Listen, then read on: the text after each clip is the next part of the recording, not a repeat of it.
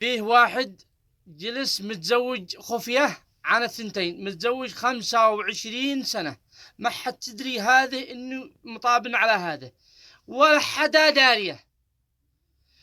كيف اعمل؟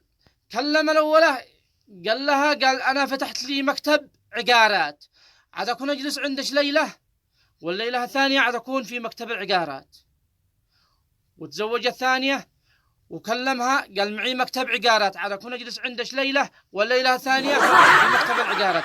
فيجلس على هذا الخبر 25 سنة، يعني ولا بالحلم. ايش الصبر ذي صبره، وايش التكتك ذي تكتك.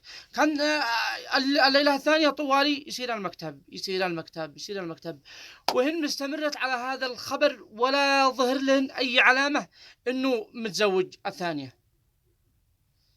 ففجاه حدثت المشكله الفاجعه الكبرى. مره اتصلت له في يوم العيد بتقول له، يعني على اساس اني تقول له يخرج هنا الحديقه ولا يخرج هو اطفاله. اتصلت له مغلق، رجعت بزت عيالها وسارت الحديقة،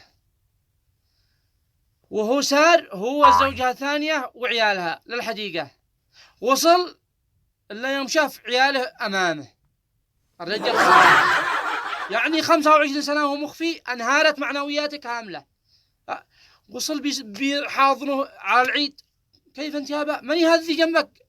حجم. ومرته تقول له من هؤلاء؟ ايش اتصلت عليه، يعني اغتجن هكذا. فالذي يقول فيها مكتب فاحذرين منه، فيها زوجة ثانية. هذا نصيحة.